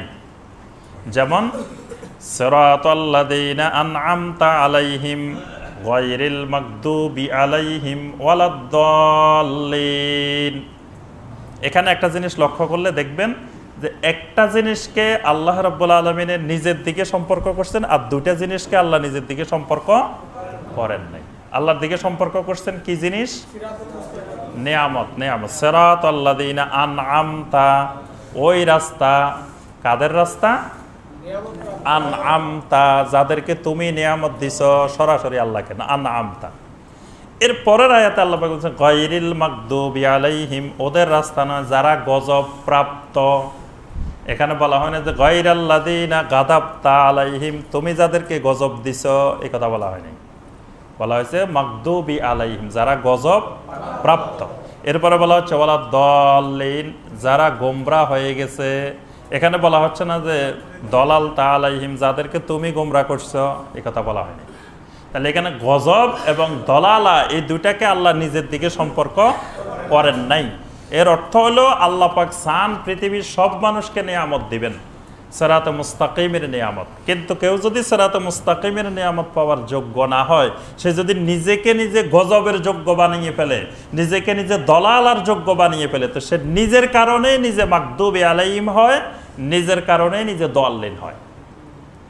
এই নিজের কারণেই নিজে খাতাম আল্লাহু আলা কুলুবিহিম ওয়া আলা সামিইহিম ওয়া আলা আবসারিহিম গিশাওয়া। এরপরে আল্লাহ পাক বর্ণনা করতেছেন সিফাতুল মুনাফিকিন। মুনাফিকিন, মুনাফিক কাকে বলা হয়? মুনাফিক হলো অন্তরের একটা রোগ। শরীরের যেমন রোগ ব্যাধি হয়, অন্তরেরও অনেকগুলো রোগ ব্যাধি হয়। তার মধ্যে বড় বড় কয়েকটা রোগের নাম বলেন তো। জি, শাক। হ্যাঁ, আলহামদুলিল্লাহ, আমাদের অনেক ভাই জানেন, এর আগে আমরা আলোচনা করছি। শাক, শাক হইল একটা রোগের নাম। শাক মানে সন্দেহ, অন্তরে সন্দেহের রোগ। তারপরে নেফাক, এটা একটা রোগ। কুফর, এটা একটা রোগ। তারপরে জাইগ, বক্রতা, বাঁকা হয়ে যাওয়া, এটা অন্তরের একটা রোগ। এই জন্য আল্লাহ পাক দোয়া শিখিয়ে দিয়েছেন। কি দোয়া? রাব্বানা লা তুজিগ কুলুবানা, হে আল্লাহ আমাদের অন্তরকে বাঁকা করে দিও না, ওই জাইগের রোগ লাগাই দিও না। তারপরে এখানে আল্লাহ পাক বলছে ওয়াফি কুলুবিহিম মারাদুন ফাজাদাহুমুল্লাহু মারাদা, তাদের অন্তরে রোগ আছে, আল্লাহ পাক রোগ আরো বাড়াই দিবেন। এই রোগ কোন রোগ? নেফাকের রোগ, মুনাফিকের রোগ, এরকম সন্দেহের রোগ, এরকম অন্তরের একটা রোগের নাম হলো নেফাক। নেফাক হলো ইজহারুল খায়র ওয়া ইসরারুশ শার, মানে প্রকাশ্যে ভালো আর অন্তরে খারাপ, এটাকে বলা হয় নেফাক। আর কোরআন সুন্নাহর পরিবেশে নেফাক হলো যার সির এবং আলানিয়া দুইটি একরকম না হয়ে মুখালাফাত হবে। মানে কালব এবং জবান, কালব এবং লেসান দুইটা যদি এক না হয়ে মুখালাফাত হয়, বিপরীত হয়, সেটার নাম হলো নেফাক। আর যদি এক হয়ে যায় সেটার নাম হলো ঈমান। আমার কথা বুঝতে পারছেন? মানে আপনার কালব আর মুখ, লেসান, এই দুইটা যদি এক হয় এটার নাম হলো ঈমান। আর এই দুইটা যদি দুই রকম হয়, বিপরীত হয়, মুখ একরকম কালব একরকম, অথবা কালব একরকম মুখ একরকম, এটার নাম হলো নেফাক। এই জন্য নবী সাল্লাল্লাহু আলাইহি ওয়াসাল্লাম সাজদায় গিয়ে দোয়া করতেন, আল্লাহুম্মা গফিরলি জামবি কুল্লা, আল্লাহুম্মা গফিরলি জামবি কুল্লা, আউয়ালাহু ওয়া আখিরা ওয়া সিররাহু ওয়া আলানিয়া ওয়া সিররাহু ওয়া আলানিয়া, প্রকাশ্য গুনাহ এবং অপ্রকাশ্য গুনাহ। এরপরে নবী সাল্লাল্লাহু আলাইহি ওয়াসাল্লাম দোয়া করতেন, আল্লাহুম্মা সাব্বিত কুলুবানা, আল্লাহুম্মা সাব্বিত কুলুবানা, ইয়া মুসাব্বিতাল কুলুব সাব্বিত কুলুবানা আলা দীনিক, হে মুসাব্বিতাল কুলুব, হে কলবকে সাবেতকারী, আমাদের কলবগুলোকে দ্বীনের উপরে সাবেত করে দাও। এই কালবের রোগ যেন না হয়, এজন্য আল্লাহর কাছে দোয়া করতেন। আর আল্লাহ পাক কালবের কিন্তু পরিবর্তনকারী, মুসাররিফাল কুলুব, কালবকে আল্লাহ পাক ঘুরাই দিতে পারেন। এই মুনাফিকের নেতাকে আব্দুল্লাহ ইবনে উবাই ইবনে সালুল, এই লোকটা মদিনার একজন সম্ভ্রান্ত লোক। এই লোক, তার নেতৃত্বে অনেকগুলো লোক একসাথে ইসলাম গ্রহণ করে, কিন্তু এই লোক নবী সাল্লাল্লাহু আলাইহি সাল্লামকে মেনে নিতে পারে নাই বিভিন্ন কারণে। এই লোকটা মুনাফিক। নবী সাল্লাল্লাহু আলাইহি সাল্লাম এই লোক মারা যাওয়ার পরে জানাজার নামাজ আদায় করেছেন। নবী সাল্লাল্লাহু আলাইহি সাল্লাম এই লোকের জানাজা পড়াইছেন। এই লোককে আবার নবী সাল্লাল্লাহু আলাইহি সাল্লাম কবরেও রাখছেন। আল্লাহ পাক আয়াত নাজিল করছেন, ইন তাস্তাগফির লাহুম ৭০ মাররাতান ফালান ইয়াগফিরাল্লাহু লাহুম, আপনি যদি ৭০ বার তাদের জন্য ক্ষমা প্রার্থনা করেন, তারপরেও আল্লাহ তাদেরকে ক্ষমা করবেন না।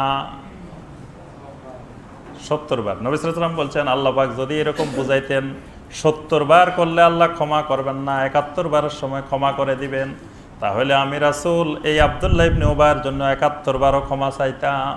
আল্লাহু আকবার। কিন্তু আল্লাহ পাক তাকে ক্ষমা করবেন না। কিন্তু নবী সাল্লাল্লাহু আলাইহি ওয়াসাল্লামকে ওমর রাদিয়াল্লাহু তাআলা ধরলেন পিছনে দিয়ে, যে একজন মুনাফিক, তার জানাজা আপনি পড়াবেন কেন? কিন্তু নবী সাল্লাল্লাহু আলাইহি ওয়াসাল্লাম বললেন যে আরবের মধ্যে যেন এই কথা প্রচলিত না হয় যে মুহাম্মদ সাল্লাল্লাহু আলাইহি ওয়াসাল্লাম তার একজন সাহাবীকে হত্যা করেছে, তার একজন সাহাবীকে জানাজা পড়ান নাই, এই কথাটা যেন প্রচার না হয়। আর দেখেন নবী সাল্লাল্লাহু আলাইহি ওয়াসাল্লাম সব মুনাফিকের লিস্ট জানতেন, কিন্তু নবী সাল্লাল্লাহু আলাইহি ওয়াসাল্লাম প্রকাশ করেন নাই। কারণ এই মুনাফিকের তালিকা যদি সবাইকে বলে দিতেন তো সাহাবায়ে কেরাম এমনি মুনাফিক মারে ফেলতেন। বিভিন্ন সময় বিভিন্ন কারণে মুনাফিকেরা আগেই সব মারা পড়ে যেত, কিন্তু নবী সাল্লাল্লাহু আলাইহি ওয়াসাল্লাম কোনো মুনাফিকের তালিকা কাউকে দেন নাই। একজন সাহাবীকে বলছিলেন, তার নাম হলো হুযায়ফা ইবনুল ইয়ামান রাদিয়াল্লাহু তাআলা। এখানে আল্লাহ পাক কিছু সিফাতুল মুনাফিকিন, মুনাফিকের কিছু বৈশিষ্ট্য আল্লাহ পাক বর্ণনা করেছেন। ওয়া মিনান নাসি মান ইয়াকুলু আমান্না বিল্লাহি ওয়া বিল ইয়াউমিল আখির ওয়া মা হুম বিমুমিনিন। মুনাফিকের এক নম্বর পরিচয় হলো, আল্লাহ পাক বলেন মানুষের মধ্যে এমন কিছু মানুষ আছে মান ইয়াকুলু আমান্না বিল্লাহ, যারা প্রকাশ্যে বলে যে আমরা আমান্না বিল্লাহ, আল্লাহর উপরে ঈমান এনেছি, ওয়া বিল ইয়াউমিল আখির, আখিরাতের উপরে ঈমান এনেছি, ওয়া মা হুম বিমুমিনিন, আসলে তারা আল্লাহর উপরেও ঈমান আনে নাই, আখিরাতের উপরেও ঈমান আনে নাই। এটা হলো তাদের এক নম্বর পরিচয়। মুনাফিক আবার দুই রকমের, এক রকম হলো ইতিকাদি, আরেক রকম হলো আমালি, মানে আকীদাগত মুনাফিক এক ধরনের, আরেক ধরনের মুনাফিক হলো আমলে মুনাফিক। আকীদা ঠিক আছে কিন্তু আমলের ক্ষেত্রে মুনাফিক। যেমন নবী সাল্লাল্লাহু আলাইহি ওয়াসাল্লাম বলছে আয়াতুল মুনাফিকে সালাসুন, মুনাফিকের আলামত তিনটা, কথা বললে মিথ্যা কথা বলে, ওয়াদা করলে খেলাফ করে, আমানত রাখলে খেয়ানত করে। এগুলো হলো আমলি মুনাফিক। আবার ইতিকাদি মুনাফিক, যে প্রকাশ্যে মুসলিম দাবি করে কিন্তু ভিতরে ঈমান নাই।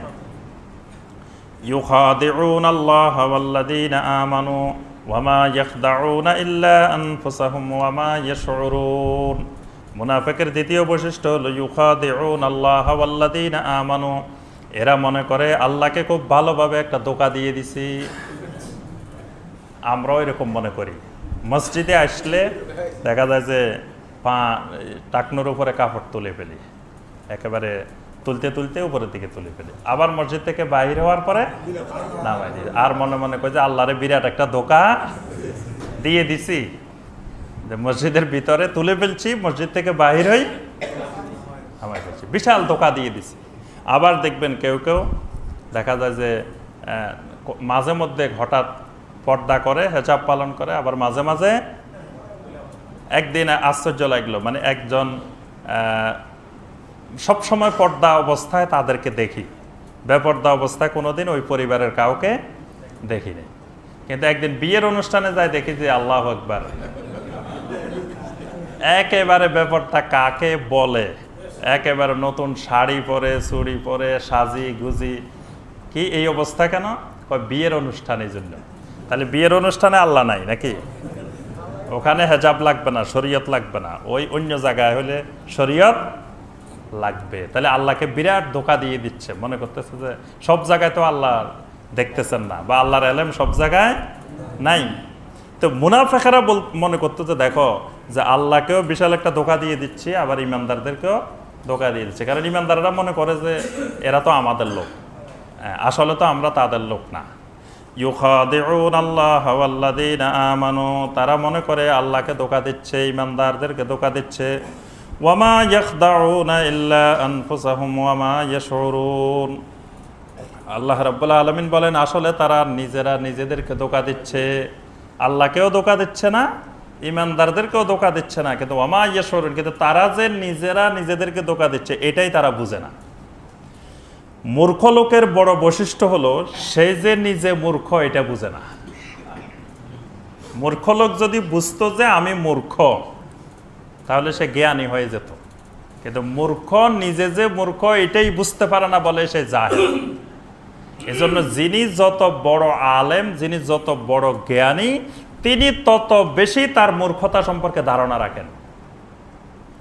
যার এলেম যত বেশি তিনি বুঝতে পারেন তার কোন কোন জায়গায় গ্যাপ আছে, তার মূর্খতা আছে কোন কোন জায়গায়, কোন কোন সাবজেক্টে সে কম পারে, আর যে কোনোটাই পারে না, হে তো কোনটা যে পারে না এটাই সে বুঝে না।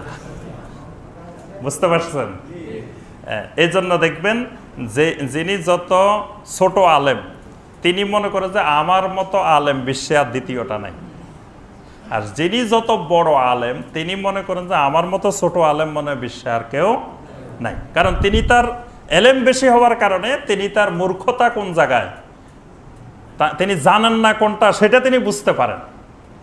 এই জন্য আল্লাহ পাক বলতেছেন এই যে মুনাফেকের গোষ্ঠীটা, মুনাফেকের দলটা, এরা যে মনে করতেছে আল্লাহকে ধোঁকা দিচ্ছে, ইমানদারদেরকে ধোঁকা দিচ্ছে, আসলে যে তারা আল্লাহকেও ধোঁকা দিচ্ছে না, ইমানদারদেরকেও ধোঁকা দিচ্ছে না, তারা নিজেরাই যে বোকা এইটাই তারা নিজেরা বুঝতে পারে না।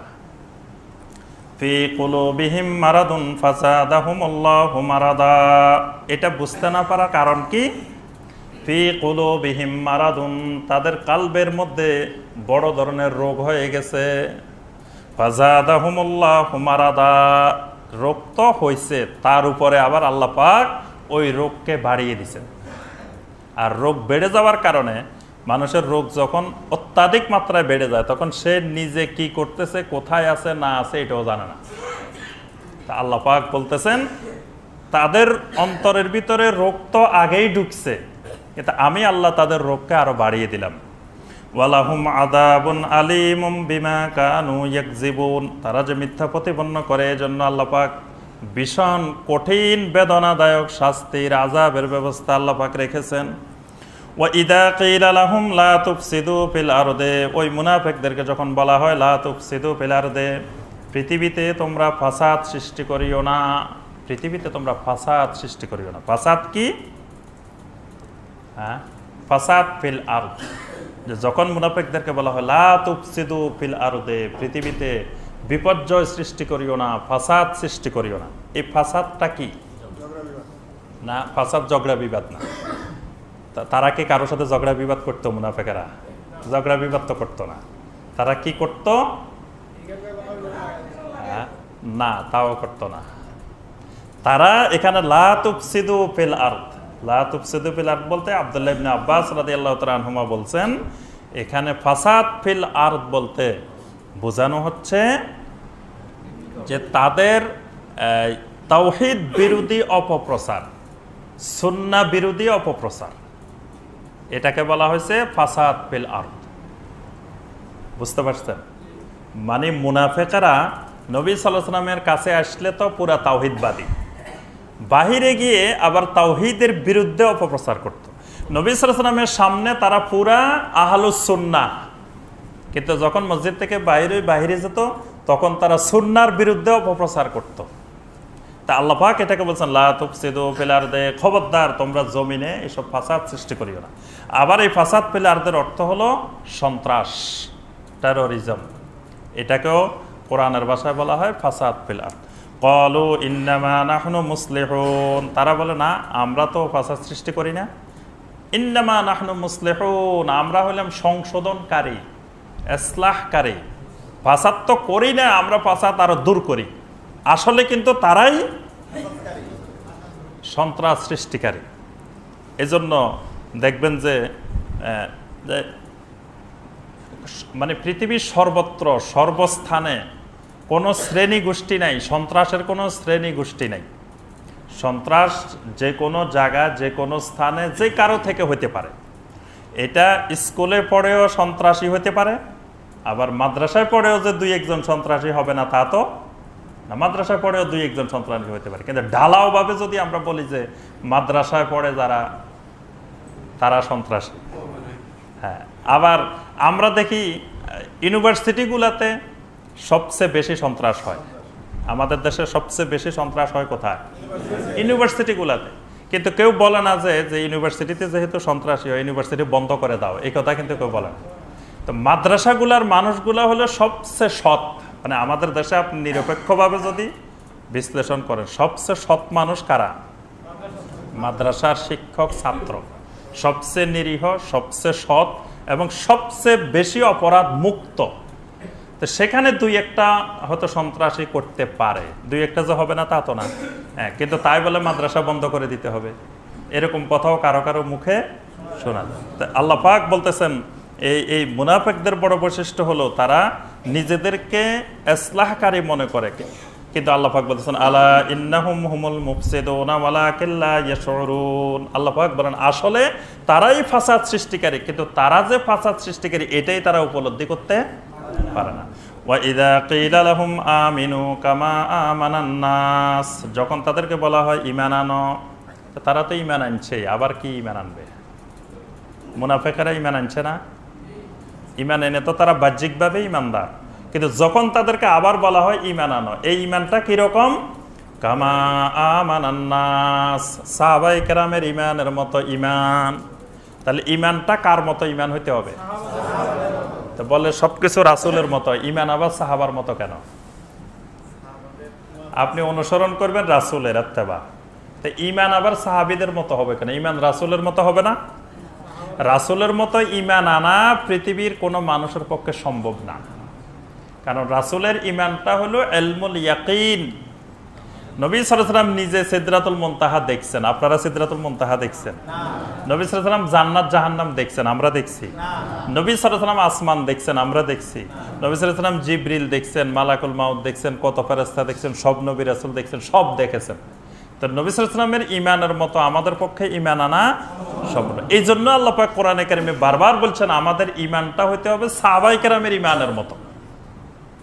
এই জন্য আল্লাহ পাক সূরা আল বাকারার আরেক আয়াতে বলছেন ফাইন আমানু বিমিসলি মা আমানতুম বিহি ফাকাদ ইহতাদাও, হে সাহাবীরা যদি তারা ঈমান আনে তোমাদের ঈমানের মতো, ফাইন আমানু বিমিসলি মা আমানতুম বিহি, যদি তারা ঈমান আনে তোমাদের ঈমানের মতো, ফাকাদ ইহতাদাও, তাহলেই তারা হেদায়েত পাবে।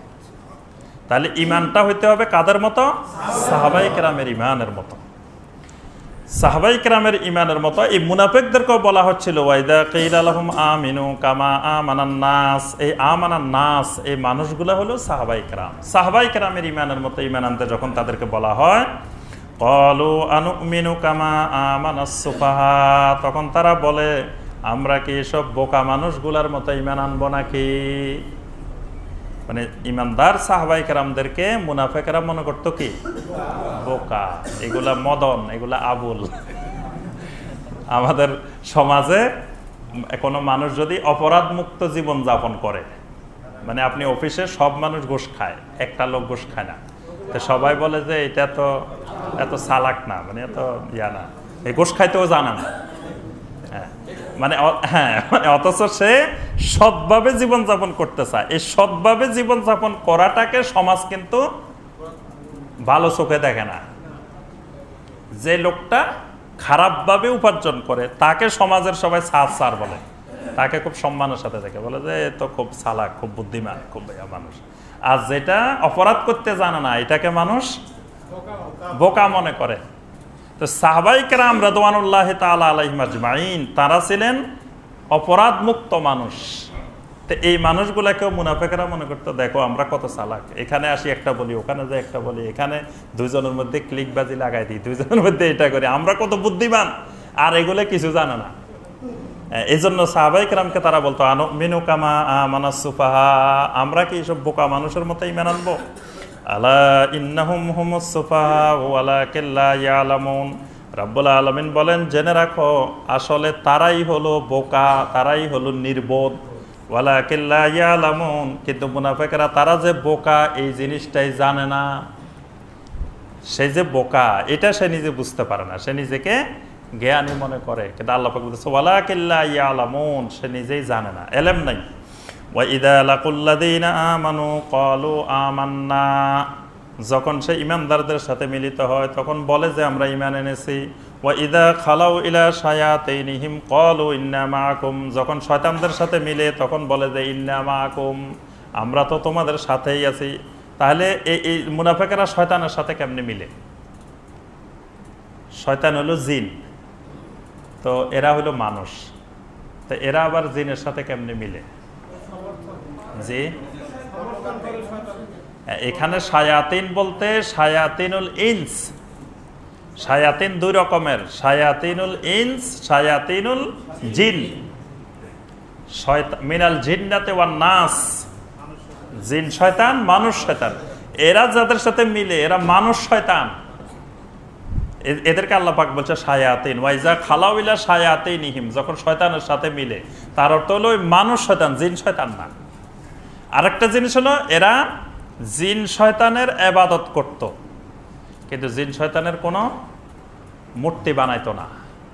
এটা আবার খেয়াল রাখবেন। অনেকে মনে করে মূর্তি হইলেই, প্রতিকৃতি হইলেই শুধু পূজা হয়, ইবাদত হয়, প্রতিকৃতি না হইলে পূজা হয় না। তো তারা কিন্তু জিনের কোনো প্রতিকৃতি বানাইতো না। তারপরে আল্লাহ পাক বলছেন যে তারা জিনের ইবাদত করত, জিনের পূজা করত। তাহলে প্রতিকৃতি না বানায়ও ইবাদত করা যায়। ক্বালু ইন্না মাআকুম, এই যে মাইয়া, যে তারা বলতো আমরা তোমাদের সাথে আছি। ইন্নামা নাহনু মুস্তাহজিউন, আরে আমরা তো ওই মুসলিমদের সাথে, বোকা মানুষগুলোর সাথে একটু কতক্ষণ ঠাট্টা বিদ্রূপ করি। আল্লাহ পাক বলতেছেন আল্লাহু ইয়াস্তাহজিউ বিহিম, এই আল্লাহর আরেকটা সিফাত, আল্লাহু ইয়াস্তাহজিউ বিহিম, যে আল্লাহ, মুনাফিকরা বলতেছে আমরা এদের সাথে একটু ঠাট্টা মশকরা করি। তা আল্লাহ বলতেছেন এরা কি তোমার দুলাভাই নাকি ঠাট্টা মশকরা করো? আল্লাহু ইয়াস্তাহজিউ বিহিম, ওই সাহাবায়ে কেরামকে বোকা মনে করে, ঠাট্টা তামাশা করে। তা আল্লাহ বলতেছে ওই সাহাবীরা তো কিছু করতেছে না, আমি আল্লাহ তোদের সাথে ঠাট্টা মশকরা করি। আল্লাহু ইয়াস্তাহজিউ বিহিম, আল্লাহ পাক তাদের সাথে ঠাট্টা মশকরার জবাবে ঠাট্টা মশকরাই করেন। ওয়া ইয়ামুদ্দুহুম ফি তুগয়ানিহিম ইয়ামাহুন, আর আল্লাহ পাক তাদেরকে তাদের বিদ্রোহিতার মধ্যে, তাদের নাফরমানির মধ্যে আল্লাহ পাক একটু ডিল দিয়ে দিছেন, যে কদ্দুর যাইতে পারিস দেখি, যা যা। গরু ছাগল যখন চড়াইতে যায় তখন আপনি আস্তে আস্তে রশি দিলেন, যাইতে যাইতে যাইতে দেখা যায় ধানের কাছে গেছে, তো গরু আস্তে করে টান মারব ধানের ইয়া থেকে। তা আপনি যখন জমির আইলের কাছে গেছে আস্তে টান দিলেন। তা আল্লাহ পাক বলতেছেন যে ওয়াইয়ামুদ্দুহুম ফি তুগয়ানিহিম ইয়ামাহুন, আমি আল্লাহ তাদেরকে রশি একটু ডিল দিয়ে দিছি, যে কদ্দুর যাইতে পারে, যাওয়ার পরে টান দিব। উলাইকাল্লাযীনা ইশতারাবুদ দালালাতা বিল হুদা, এই মানুষগুলো হেদায়েতের বাজারে গিয়ে হেদায়েত না কিনে গোমরাহি কিনে চলে আসছে। বাজারে গেল গরুর গোশত কেনার জন্য, কিনে নিয়ে আসছে মহিষের গোশত। আল্লাহ পাক বলতেছেন এরা হেদায়েতের বাজার পাইছে, স্বয়ং আল্লাহ রাসূল সাল্লাল্লাহু আলাইহি ওয়াসাল্লামকে পাইছে। আল্লাহু আকবার। আল্লাহ রাসূলকে পাই, হেদায়েতের যিনি মূল সেই রাসূলকে পাইছে, হেদায়েতের বাজার পাইছে। কিন্তু হেদায়েতের বাজার পাই, হেদায়েত কিনতে পারে না, কিনে ফেলছে কি দলালা, গোমরাহি কিনে ফেলছে। ফামা রাবিহাত তিজারাতুহুম ওয়া মা কানু মুহতাদিন, এজন্য গোমরাহি তো বেশি দিন থাকে না, এটা পৌঁছে যায়। কিছু বাজারে সবজি আছে দেখবেন যে 2-1 দিনের বেশি থাকে না, আবার কিছু জিনিস আছে অনেক দিন পর্যন্ত থাকে। তো এখন এরা তো কিনতে জানে নাই, এরা যেটা কিনছে এটা 2 দিন পরে পৌঁছে গেছে। তা আল্লাহ পাক বলতেছেন ফামা রাবিহাত তিজারাতুহুম, তাদের ব্যবসায় কোনো লাভ করতে পারে নাই। এই রাবিহাত, রাবিহাত মানে বাইয়ে মোরাবাহা, মোরাবাহা মানে লাভজনক ব্যবসা, মোরাবাহা শরীয়তের একটা নিয়ম, বাইয়ে মোরাবাহা। আপনি ধরেন এখন একটা জিনিস কিনছেন, কিনে বিক্রি করবেন, এখন বিক্রি করবেন আপনাকে একসাথে টাকা দিবে না, টাকা দিবে আস্তে আস্তে, মাসে মাসে টাকা দিবে। তো এখন আপনাকে এখন নগদ বিক্রি করলে আপনি ধরেন একটা জিনিস 100 টাকা বিক্রি করবেন, এখন আপনাকে টাকা দিব 2 মাসে, তো 2 মাস পরে কি এটার দাম 100 টাকা থাকবে? আপনি এখন 110 টাকা ধরে তাকে বলবেন যে এই মাসে 55 টাকা, পরের মাসে 55 টাকা। এই যে আপনি 10 টাকা বাড়াই দিলেন, এখন বিক্রি করলে 100 টাকা, 2 মাস পরে হলে 110 টাকা। এইরকম ব্যবসাকে বলা হয় বাইয়ে মোরাবাহা। মোরাবাহার আরো অনেকগুলো বিধিবিধান আছে। তা আল্লাহ পাক বলতেছেন ফামা রাবিহাত তিজারাতুহুম, এই তারা যে আসল জিনিস কিনতে পারে নাই, কেনার সময় ভুল করছে, এই জন্য তাদের ব্যবসা কোনো লাভ করতে পারে নাই। ওয়া মা কানু মুহতাদিন, আল্লাহ পাক বলেন তারা হেদায়েত পায় নাই। এরপর আল্লাহ পাক তাদের একটা দৃষ্টান্ত দিয়েছেন, মুনাফিকদের দৃষ্টান্ত, কয়েকটা দৃষ্টান্ত দিয়েছেন। ইনশাআল্লাহ আমরা পরবর্তী তাফসিরে ওই দৃষ্টান্তগুলো আলোচনা করব। আল্লাহ পাক আমাদের সবাইকে এই কুফরি এবং মুনাফিকি, কুফরি এবং নেফাকি থেকে আল্লাহ পাক আমাদের সবাইকে হেফাজত করুন। আল্লাহ পাক আমাদের সবাইকে সিফাতুল মুত্তাকিন, মুত্তাকিনের যে গুণগুলো, আল্লাহ পাক আমাদেরকে এই গুণগুলো অর্জন করার তৌফিক দান করুন। আমিন ইয়া রাব্বাল আলামিন। আসসালামু আলাইকুম ওয়া রাহমাতুল্লাহি ওয়া বারাকাতুহু। সুবহানাকা আল্লাহুম্মা বিহামদিকা আশহাদু আল্লা ইলাহা ইল্লা আনতা আস্তাগফিরুকা ওয়া আতুবু ইলাইক। আমরা জুমার সময় ঘোষণা দিয়েছি, তো এখন আবার বলে দিচ্ছি, আগামী বৃহস্পতিবার বাদ মাগরিব আমাদের অত্র মসজিদে দ্বীনি আলোচনা এবং প্রশ্নোত্তর হবে ইনশাআল্লাহ। শুক্রবারে তো তাফসির হবে ইনশাআল্লাহ, সেটা আমাদের নিয়মিত প্রোগ্রাম। আর বৃহস্পতিবারে একটা বিশেষ প্রোগ্রাম, সেখানে আলোচনা এবং প্রশ্নোত্তর হবে। আমাদের প্রশ্নোত্তর এবং আলোচনা করবেন শায়েখ ডক্টর মোহাম্মদ সাইফুল্লাহ আল মাদানী হাফেজাহুল্লাহ। তাকে আপনারা সবাই চিনেন, তিনি একজন বড় আলেম। তিনি পিস টিভি বাংলার আলোচক এবং এনটিভির সবসময় তিনি প্রশ্ন উত্তর করেন।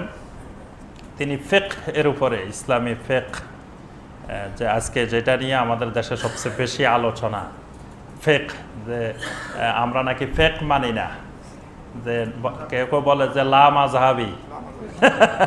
লা মাযহাবি কারা? আপনারা কি লা মাযহাবি? লা মাযহাবি মানে যার কোনো মাযহাব নাই। আমাদের কি মাযহাব নাই? হ্যাঁ, তো তাহলে আমরা তো লা মাযহাবি না। তারপরে বলে যে আহলে হাদিস। আমরা কি আহলে হাদিস? আমরা হলাম আহলুস সুন্নাহ ওয়াল জামাআহ। তারপর আমরা হলাম মুসলিম। আমরা আহলে হাদিসও না। আহলে হাদিস নামে কোনো দল না, কোনো ফেরকা না। আমরা আহলে হাদিসও না, লা মাযহাবিও না। যারা লা মাযহাবি, যারা আহলে হাদিস, সেটা তাদের ব্যাপার। তো এই ডক্টর সাইফুল্লাহ সাহেব মদিনা মুনাওয়ারা থেকে তিনি এই ফিকহের উপরে, 4 মাযহাবের ফিকহ, আমাদের দেশে পড়ানো হয় 1 মাযহাবের ফিকহ। আমাদের দেশে শুধু হানাফি মাযহাবের ফিকহ, কিন্তু সৌদি আরবে সকল স্কুল, কলেজ, মাদ্রাসা, ইউনিভার্সিটিতে আল ফিকহ আলাল মাযাহিবিল আরবা, 4 মাযহাবের ফিকহ। ওখানে ফিকহ মানে 4 মাযহাবের ফিকহ। যে মাসালা শিখবেন সেই মাসালা 4 মাযহাবে কি বলে, 4 মাযহাবের কার দলিল কি, একসাথে শিখবেন। আমাদের দেশে 1 মাযহাব শিখি, কিন্তু সেই মাযহাবেরও দলিল জানি না। আর দলিল জিজ্ঞাসা করাটাই বড় বেয়াদবি। কেউ যদি আপনি দলিল জিজ্ঞাসা করতে চান, তো এই জিজ্ঞাসা করাটাই একটা বড় বেয়াদবি। তো সেখানে তিনি এই ফিকহের উপরে অনার্স করছেন, মাস্টার্স করছেন, পিএইচডি করছেন। তো তিনি ইনশাল্লাহ আমাদের এখানে আসবেন। আপনারা প্রশ্ন জমা দিবেন, নাম লিখে বুধবারের মধ্যে জমা দিয়ে দিবেন। আমাদের নুরুল আলমের কাছে জমা দিবেন। ইনশাল্লাহ আমরা যথাসম্ভব চেষ্টা করব প্রশ্নগুলোর উত্তর দেওয়ার জন্য। আর মানে যেগুলো গুরুত্বপূর্ণ প্রশ্ন, যেগুলো জানা খুব জরুরি, সেগুলোই প্রশ্ন করবেন। আমাদের বোনেরাও থাকতে পারবে, বোনদের জন্য আমরা ওখানে ব্যবস্থা করব ইনশাআল্লাহ। মাগরিব থেকে আসা, ওই দিন একটু আগে আপনারা অফিস থেকে চলে আসার চেষ্টা করবেন, বৃহস্পতিবার। আল্লাহ পাক আমাদের সবাইকে তৌফিক দিন। সুবহানাকাল্লাহুম্মা বিহামদিকা আশহাদু আল্লা ইলাহা ইল্লা আনতা আস্তাগফিরুকা।